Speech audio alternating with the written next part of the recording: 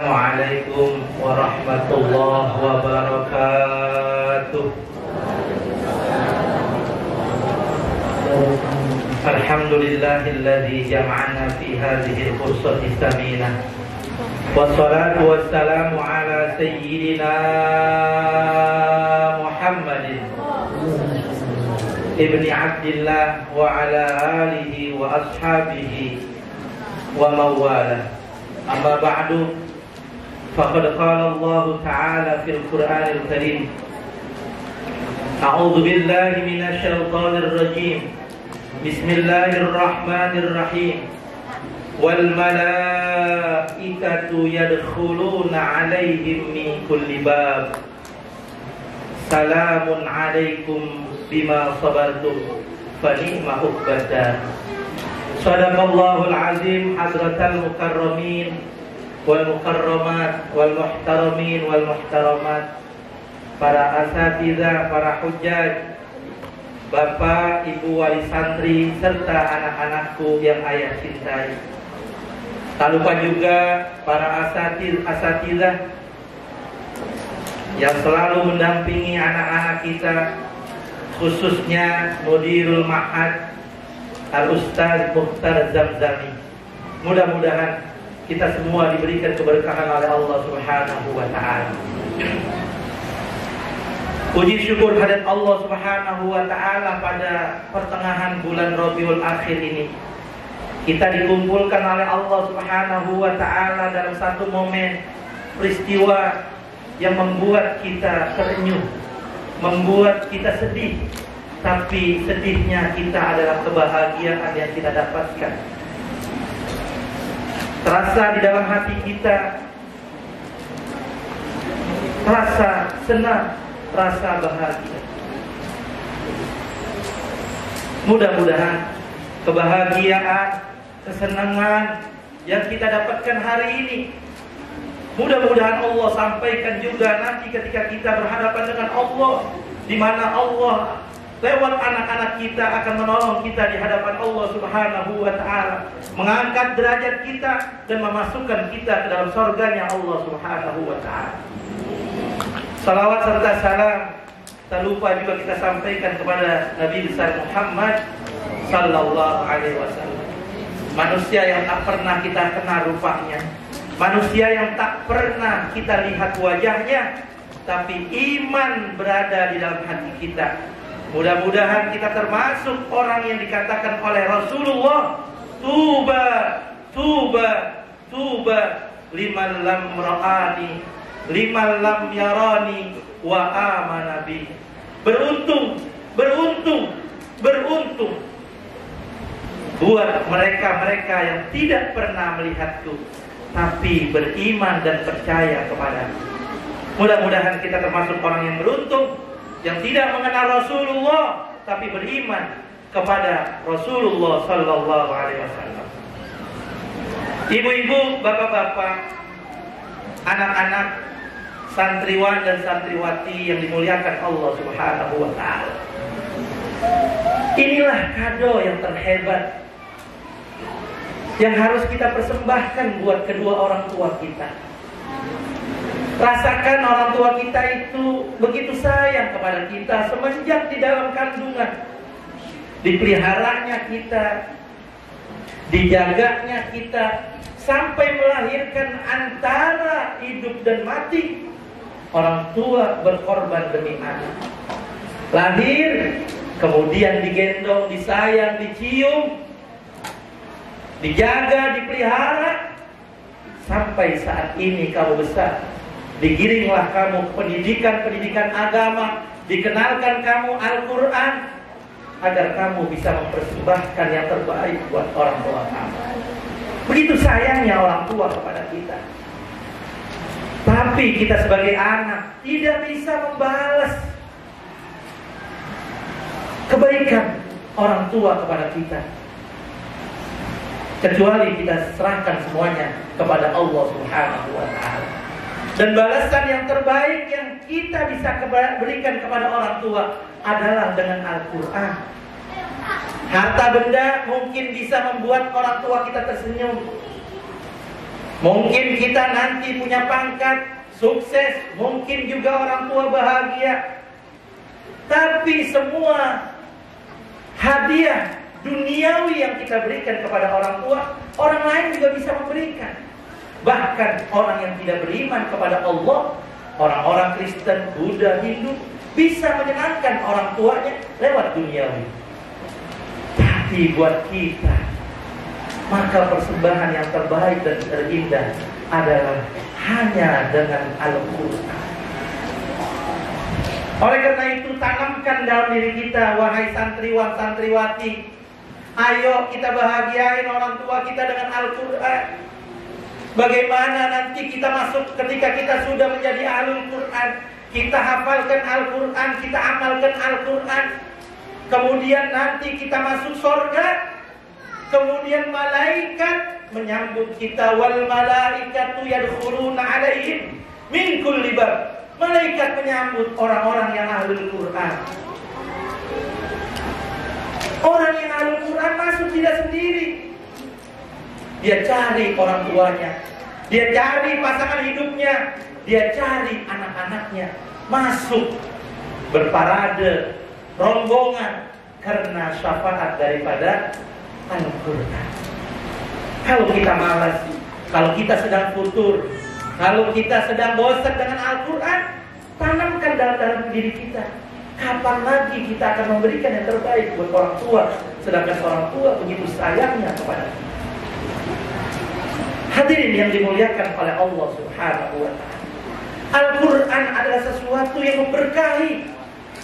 Berkah Al-Quran. Nabi Muhammad sallallahu alaihi wasallam adalah Abdul Anbiya wal Mursalin, manusia yang paling utama, paling mulia di dunia dan di langit. Nabi yang paling mulia di antara para nabi. Beliau dimuliakan oleh Allah karena ada Al-Quran. Ramadan menjadi bulan yang mulia di antara sekian bulan yang ada, karena di dalam bulan Ramadan diturunkan Al-Quran. Begitu juga malam Lailatul Qadar yang nilainya lebih baik daripada 1000 bulan. Khairum min alfi syahr, menjadi mulia karena ada Al-Quran. Nabi Muhammad mulia karena Quran. Bulan Ramadan mulia karena Quran. Bahkan Lailatul Qadar menjadi malam yang diagungkan dan dicari oleh seluruh umat manusia karena di dalamnya diturunkan Al-Quran. Bagaimana kemudian Al-Quran itu masuk di dalam hati kita? Bagaimana kalau Al-Quran itu sudah menjadi jiwa kita? Tentu kita akan menjadi mulia. Anak-anak kita yang kecil, kalau masuk Al-Quran di dalamnya, maka dia akan menjadi mulia. Ibu-ibu yang walaupun sudah tua tapi masih mau belajar Quran, maka akan menjadi mulia. Siapapun yang mau belajar Al-Quran, dia akan menjadi mulia. Apalagi anak-anak kita ini, anak-anak yang kecil, di dalamnya Al-Quran. Oleh karena itu ayat selalu mengingatkan, kalau kita selalu baca Al-Quran, kalau kita selalu mempelajari Al-Quran, maka Al-Quran akan merubah adab kita. Mulut kita harus berubah menjadi manis, mata kita harus lebih tertunduk, telinga kita tidak suka kepada hal-hal yang tidak baik. Ada perilaku dan sopan santun kita juga berubah menjadi yang lebih baik. Alhamdulillah Pak, Ibu, anak-anak kita usia SD, TK, SMP berada di pondok pesantren. Coba kalau ada di rumah, apakah Al-Quran yang akan dipegang? Apa? HP. Apa isinya HP?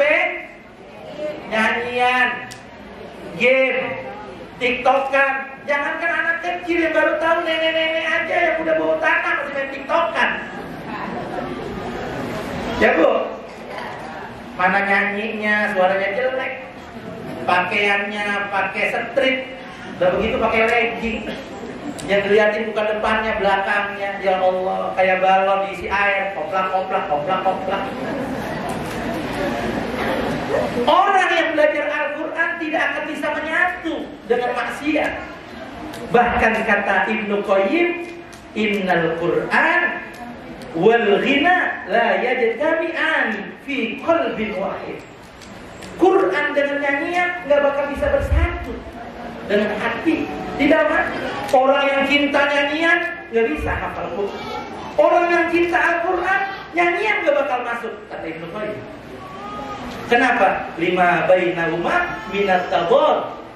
Karena di antara keduanya itu ada pertentangan. Hadirin yang dimuliakan oleh Allah Subhanahu wa taala. Oleh karena itu, mari anak-anak kita jaga. Inilah yang bakal menjadi penyelamat kita nanti di hadapan Allah Subhanahu wa taala. Bahkan malaikat-malaikat nanti akan mendoakan kita, salamun alaikum bima sabartum. Silakan masuk surga. Keselamatan menyertai Anda sebab apa yang Anda telah melakukan sabar waktu lagi mempelajari Al-Quran. Ini di pondok kan anak kita susah. Dulu saya ingat nih anak-anak kita yang 5 juz nih. Ini 5 juz nih, 5 orang nih yang putri. Bakal-bakalnya masih banyak lagi. Ini putra 6 orang nih, 5 juz. Dulu waktu masuk kemari Bu, nangis, ngerengek. Tuh kalau orang tua digendong mau dilepasin tuh nggak mau. Ya begitu ya. Mama gitu. Ntar ustaznya yang megang sini. Itu perjuangan. Berpisah dari orang tua adalah sebuah kesabaran dan perjuangan. Belum lagi di pondok, gatelnya belum, ya Bu? Ya Bu, gatel? Gatel, ada yang di kaki, ada yang di tangan, ada yang di disebutin, ada yang di pantat, sebutin juga. Itu bagian daripada kesabaran kita. Jangankan yang masih mondok, tanya tuh yang mau sudah selesai mondok, yang udah jadi kiai, yang jadi ustad, kadang-kadang korengnya masih ada. Tapi tetap aja mulianya kita tuh bukan di situ. Mulianya kita adalah dengan ketakwaan kepada Allah Subhanahu wa taala. Sabarin, baru korek. Emang kata orang santri mah buat gede-gede nanti kalau belum korek, belum jadi santri. Terbeda korekannya. Semua. Tapi itu akan hilang. Insya Allah akan hilang. Dan itu akan tergantikan dengan kebahagiaan kita. Tergantikan dengan kebahagiaan kita. Banyak ketika orang tuanya sudah tergeletak di atas pembaringan. Berapa banyak anak yang hanya bisa melihatnya dan menatapnya penuh kasihan tanpa bisa melakukan sesuatu. Dia mau baca Al-Quran, gak bisa. Dia baca doa, apa yang akan dibaca, dia bingung. Mau diletakkan seperti apa? Anaknya tidak tahu sama sekali karena tidak dibekali oleh agama. Rugi orang tua yang punya anak seperti ini. Maka di saat-saat seperti ini, pergaulan bebas, media sosial, siapa saja bisa mengakses. Maka salah satu pendidikan pilihan kita tidak lain adalah pesantren. Saya punya anak 3, wajib anak saya di pesantren. Wajib anak saya di pesantren, semuanya wajib. Saya sudah mewajibkan diri saya, istri saya, anak-anak saya, selalu saya bilang, wajib anak-anak ayah harus pesantren. Kalian juga begitu. Jangan hanya 1 tahun di pesantren baru hafal juz 30 udah berhenti. Gak enak di pondok, makannya rame-rame. Gak enak di pondok, kagak ada sendok, makannya pakai tangan. Mana pakai sayur. Makan sayur, pakai. Di situ nikmatnya. Di situ nikmatnya. Coba tanya dah kiai-kiai kayak Sofiuddin. Dulu di pondok sama. Sekarang aja beliau dipanggil kiai. Dulu waktu di pondok sama. Ngantri bareng, mukul-mukul ember, nyanyi-nyanyi. Itu kadang-kadang gayung dibuat ngopi rame-rame. Ngopi, gelas kagak ada, Bu. Sendok kagak ada. Adanya gayung. Akhirnya gayung udah itu dibuat kopi. Buat ngaduk apa? Sikat gigi. Nikmat. Artinya apa? Santri memang sudah disiapkan untuk jadi orang susah. Kalau jadi orang susah, belum tentu orang siap. Santri mau jadi orang susah, siap. Mau jadi orang kaya, alhamdulillah lebih siap. Tapi orang kaya biasa hidup enak, jadi orang enak, jadi orang kaya siap. Tapi jadi orang susah. Makanya orang kaya kalau jatuh miskin, udah cari pohon nangka, cari pohon, bawa tali, ngapain? Diikat. Oh, nestapanya hidupku sulit, tidak ada lagi yang menyayangiku, maka aku akan mengakhiri hidupku saja daripada aku hidup susah. Dia nggak tahu kalau dia mati hidupnya tambah susah lagi. Nah, oleh karena itu anak kita di pondok, walaupun kita kaya, walaupun harta kita berjibun, jangan khawatir anak kita di pondok makan apa. Anak saya kurus banget ya di pondok, kesian. Lah kalau mau ngebukin jangan di sini, Bu. Gara-gara anaknya kurus dipikirin. Anak saya, Bu, itu beratnya 75 kilo. Sekarang beratnya 45 kilo. Yang kenal anak saya, Abang Hanan, besok pulang misalnya, pasti kaget, kok segini. Kalau saya melihat fisik, saya ajak pulang anak saya. Tapi tidak, saya selalu pesanin, nak, biarin badan kamu kurus, biarkan berat tubuh kamu berkurang, tapi gizi hatimu, iman kamu bertambah, tidak apa-apa. Itu yang ayah lebih sukai ketimbang dengan badan kamu yang gemuk. Berikan motivasi terus buat anak-anak kita. Namanya anak kadang-kadang kendor, kadang-kadang turun, kadang-kadang futur, bosen, kadang-kadang gak punya semangat sih. Itu dialami Ustaz. Nah, Ustaz kita udah nih Habib Ustaz Rusdi, Ustaz Sarifuddin, Ustaz Uket, dulu juga begitu. Apalagi kalau udah masuk ke 15 naik, ntar turun, ntar naik lagi, begitu.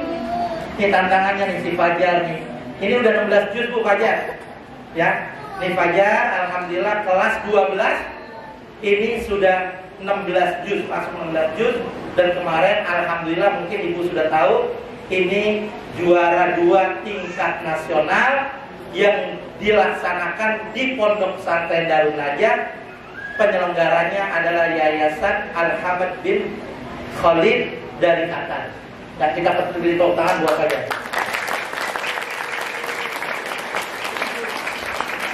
Nah, ini juga ada 12 juz. Baru berapa tahun, Bang? Kamu, Bang, di sini, Bang? 2 tahun setengah.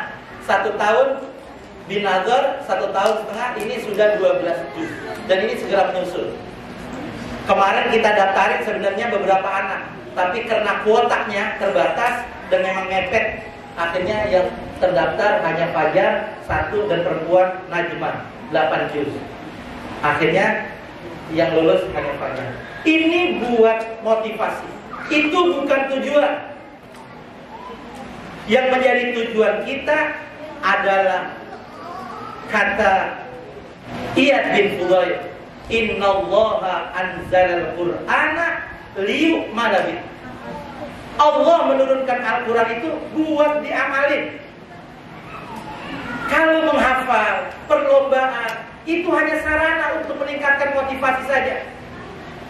Yang paling penting adalah bagaimana Al-Quran menjadi jiwa kita, Al-Quran menjadi kehidupan kita, Al-Quran menjadi pedoman hidup kita yang bisa kita amalkan. Kalau hari ini anak ibu 1 juz, 5 juz, mudah-mudahan dengan motivasi yang terus dibangun oleh para wali santri dan juga pengajaran yang diberikan oleh guru-guru kita, mudah-mudahan bisa terus bertambah. Kalau sekarang 1 juz, besok di khatmil Quran langsung 10 juz boleh? Boleh nggak? Nggak pakai 5 juz lagi boleh nggak?